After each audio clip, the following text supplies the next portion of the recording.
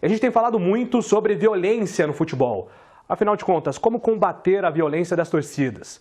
Para impedir os confrontos, pesquisadores em segurança sugerem punição aos clubes de futebol.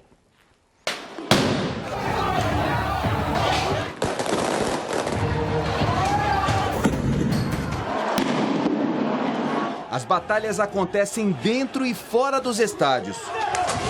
Atingem não só as torcidas, mas também jogadores, comissões técnicas e até quem não tem relação com o futebol. Em menos de um mês, houve mortes a tiros durante confrontos em São Paulo e em Belo Horizonte. Jogadores foram feridos em emboscadas antes das partidas. Em Salvador, o time do Bahia foi atacado por torcedores do próprio time. No Rio Grande do Sul, o ônibus do Grêmio foi apedrejado pelos rivais do Inter.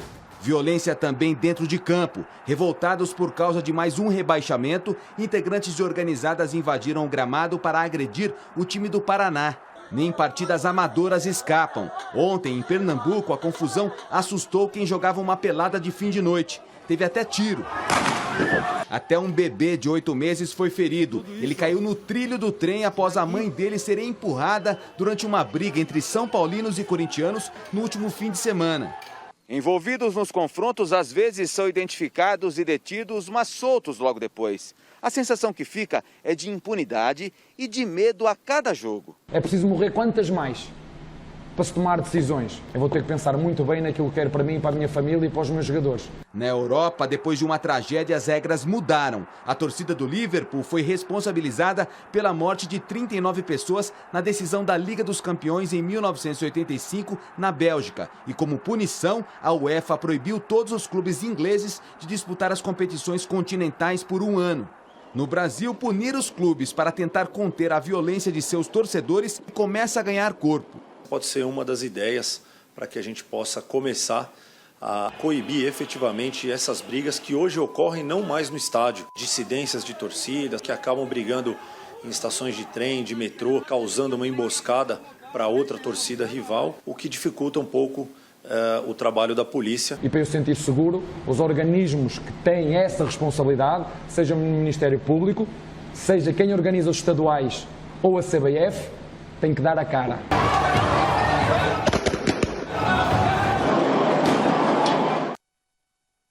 São cenas pesadas, né? Cenas muito pesadas. Inclusive, na semana passada, no futebol mexicano também, cenas que rodaram o mundo, que embrulharam o estômago. O Rogério Ceni, numa entrevista depois do jogo do São Paulo, sugeriu punições mais pesadas, inclusive paralisar o futebol. Mas o Rogério Ceni disse que o que não pode acontecer, CH, é justamente essa passividade, de normalizar tudo o que está acontecendo, porque cenas como estas não podem ser normais. Os órgãos responsáveis, eles têm que tomar atitude de verdade. Eu acho que está mais do que na hora da CBF se posicionar. O que aconteceu no futebol inglês ou no futebol europeu é um grande mote e exemplo para que a gente traga para cá. Porque não tem jeito, isso é um problema de segurança pública também. Então, culturalmente, o que a gente vive no dia a dia? Nós estamos todos entregues à sorte. Você sai de casa, você não tem segurança em nenhum lugar. E não é no estado de São Paulo ou na cidade de Campinas, no Brasil todo. Então a gente sofre com isso todos os dias. Transportando para a violência do futebol.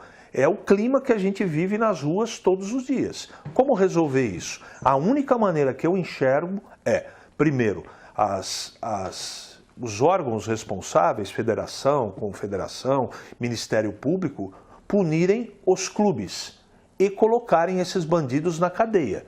Porque esses aqui, do nosso entorno, a gente sabe quem são. Só que ninguém faz nada, não é? O cara que agrediu o Ivan Quaresma outro dia lá na ponte, o cara está toda hora dentro do campo. O cara que jogou cerveja nesse, que agrediu o Luca, está aí na arquibancada, fazendo festa. Eu estou dando só um exemplo para dizer que passou da hora da punição. E os clubes vão ter que pagar por isso, porque não tem outra saída. Porque na sociedade você tem que criar as próprias leis. Eu estou sugerindo criar as próprias leis. Fez confusão, o clube vai ser penalizado. Não tem outra alternativa. E não é monetariamente que eu estou falando, não. É punir na ordem do campo. Olha, arrumou, teve problema, teve morte, o time cai de divisão. Simples assim, eu estou dando um exemplo, não é? Agora, o Ministério Público tem que aparecer nessa hora, né? Ministério Público que quer falar sobre saúde pública, lembra do Covid? Né? Quer dizer o que ter que fazer. Nem médico às vezes consegue essa coisa da pandemia, mas o Ministério Público foi lá e colocou o dedo. Agora tem que colocar o dedo. De verdade. Não pode ficar na passividade. Tem que botar o dedo para resolver e meter os bandidos na cadeia. E aquela questão de torcida única, isso não resolve absolutamente nada, que os caras se encontram aí pela cidade. Eu concordo, eu acho que tem que ter severas punições para que as coisas aconteçam positivamente. Pô, você imagina o atleta agora, já, né? Você vê atletas atingidos aí, pô, o cara tá indo trabalhar, cara, se sentindo acuado, você indo pro seu trabalho. E o que era para ser uma festa, né? O que era para ser uma festa, um jogo de futebol, um Grenal que nós temos hoje, é o Grenal que foi adiado, que vai ser hoje à noite, né? Um derby, o que é para ser uma festa vira uma praça de guerra.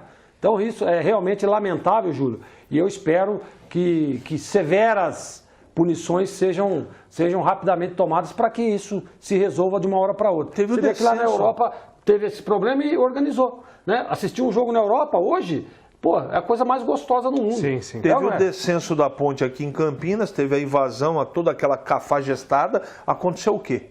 O que aconteceu? Não aconteceu nada. Não aconteceu absolutamente nada. Então está na hora do Ministério Público e a CBF, a dona Federação, começarem a aparecer, tomarem providências.